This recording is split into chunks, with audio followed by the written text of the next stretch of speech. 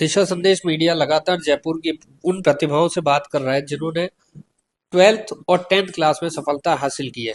ऐसी ही दो प्रतिभाएं विजय विद्यापीठ सीनियर सेकेंडरी स्कूल जो गोविंदपुरा सांगनेर में है। 97% दोनों बच्चियों ने हासिल किए हैं और लगातार बेहतर परिणाम स्कूल ये दे रहा है।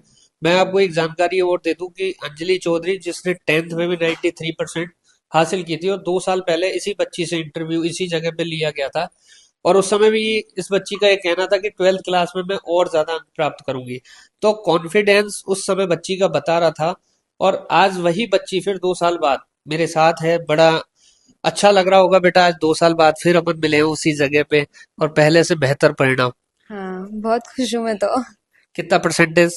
97%। अच्छा, फिर मेरा वही सवाल जो 2 साल पहले था कि सफलता का श्रेय किसको देना चाहते अपने पेरेंट्स को, टीचर्स को, जिसने सभी ने इतना मोटिवेट किया। और जो स्कूल का एटमॉस्फेयर था वो बहुत अच्छा था। एंड डिसिप्लिन बहुत ज़्यादा था। इन सभी की वजह से मैं आज ये प्राप्त कर पाई हैं? इतना। कभी लगा नहीं कि विजय विद्यापीठ छोड़ के किसी दूसरे स्कूल में जाया जाए? नहीं, मैं शुरू से ही यहाँ पढ़ती हूँ।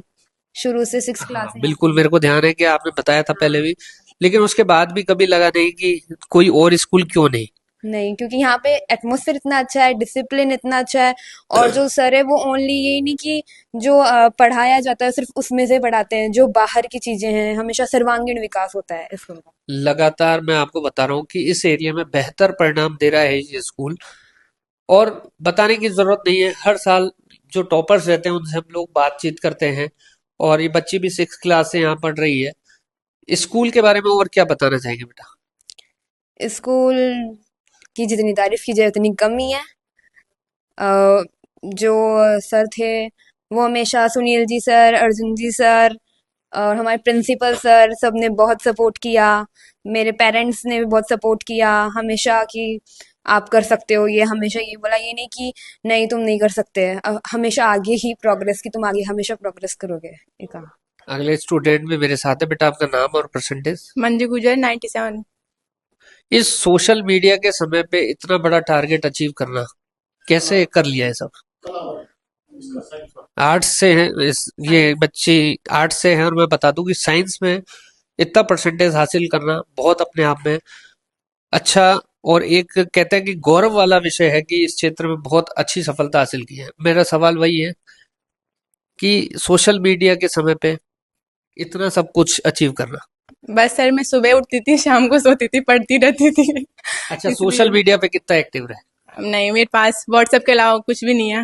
अच्छा, सोशल मीडिया को आप किस नजरिए से देखते हैं आज के समय में? पर मैं अपने पॉइंट ऑफ व्यू से बताऊं तो मेरे लिए तो बहुत अच्छा है, क्योंकि मैंने मतलब जैसे हिंदी इंग्लिश मैंने मतलब पढ़ी थी, तो उसने यूट्यूब ने बहुत मदद की थी मेरी। लास्ट में भी बहुत मतलब हेल्प हुई थी उससे।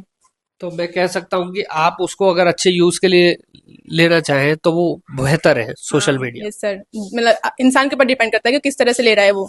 अब मैंने उसे अच्छे से किया तो अच्छा ही हो गया मेरे साथ। सफलता का श्रेय किसको देना चाहिए? पहले तो खुद को, फिर वेरी गुड।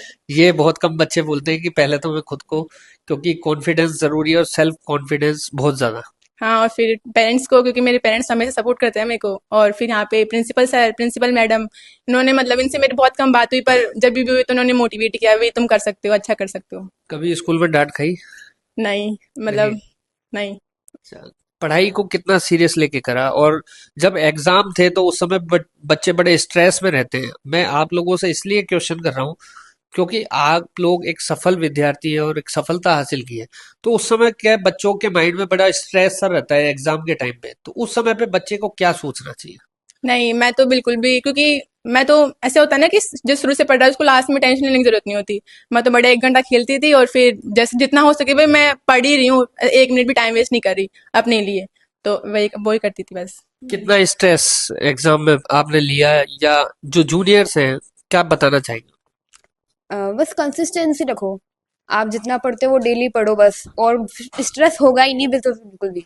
अच्छा, अगर आपने स्कूल स्कूल का ये आखिरी साल था। हाँ। अब ये जिंदगी का पड़ाव बिल्कुल अलग तरीके से हो जाएगा क्योंकि स्कूल तक एक सब बच्चों को ऐसा देखा जाता है कि बच्चे हैं, लेकिन स्कूल के बाद जैसे कॉलेज लाइफ स्टार्ट होती है तो वो बच्चे वाला शब्द हट जाता है हर किसी के जीवन से। ये कहते हैं अभी बच्चा थोड़ा है, कॉलेज जाता है, अब बच्चा नहीं रहा या बच्ची नहीं रही।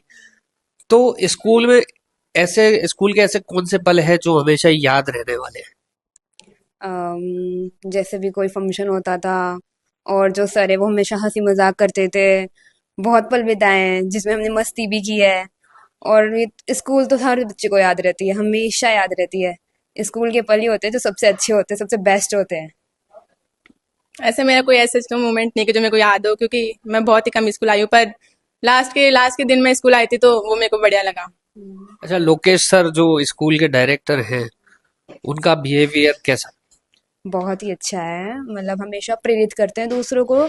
इनकरेज करना, हमेशा इनकरेज करते हैं, सपोर्ट करते हैं कि आप कर सकते हो आगे। स्कूल में एजुकेशन के अलावा अदर एक्टिविटीज? हाँ, मतलब जैसे खेलना, क्रिएटिव क्रिएटिव मतलब ऐसा जो जैसे 14 नवंबर आते हैं तो उस दिन जो बाल दिवस होता है उस दिन भी हमें क्रिएटिव चीजें लगाई जाती है, स्टॉल लगाए जाते हैं। एंड हमें खिलाया भी जाता है, मतलब हर चीज करवाई जाती है स्कूल में। सर का बिहेवियर और स्कूल के बारे मैं पहली बार सही बताऊं तो मैं सर से मिली थी ना, तो ऐसा लगा कि मतलब सर है ही नहीं। जैसे मेरे पेरेंट्स बात करो ना मेरे से, ऐसे इंटरेक्ट करे थे सर, जो मेरे को मतलब पहले से जानते नहीं था, फिर भी उन्होंने इतना अच्छा मतलब वो क्या था, गाइड किया था, भाई तुम कर लोगे, अच्छा करोगे, तो इसलिए हो गया बस। में, अदर एक्टिविटीज स्कूल में? हाँ, जो इन्होंने बताया। वही सेम सेम। चलो बहुत बढ़िया, मैं भी इनके बच्चों के उज्जवल भविष्य की कामना करता हूँ। और आखिरी सवाल एक बड़ा छोटा सा है। अब 12th क्लास आपने क्रॉस की है तो मैं कह सकता हूँ कि बुद्धिजीवी हो गए हैं बच्चे। अब बच्चे बच्चे नहीं, बड़े हो गए हैं, तो अपने जीवन के टारगेट में फिक्स हो जाते हैं इस समय तक।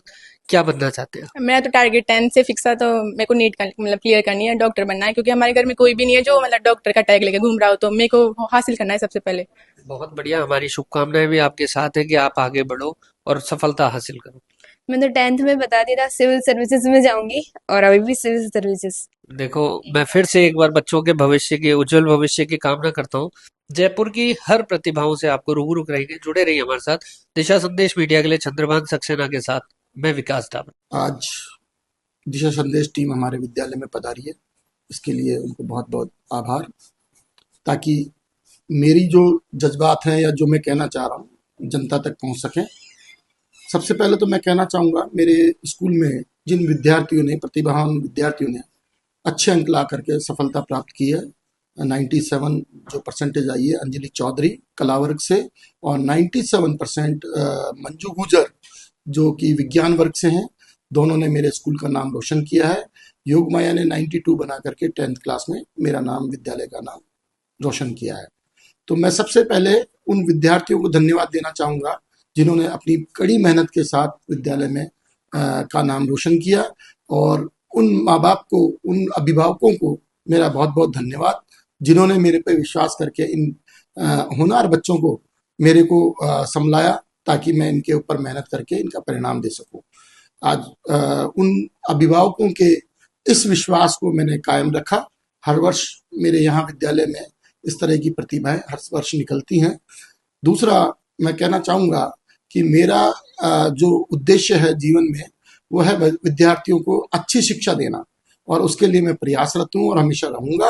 अगर किसी भी प्रकार की सुझाव या कोई भी होता है तो मैं अभिभावकों का बैठ करके सुनता हूँ, और बच्चों को सुधार करके और अच्छी तरह से मैं कोशिश करता हूँ कि उस कोशिश में कामयाब हूँ। इसी उस क्रम में एक शिक्षा का बढ़ावा देने के लिए मैंने एक मोहनपुरा में सेकंड ब्रांच का उद्घाटन किया है, जो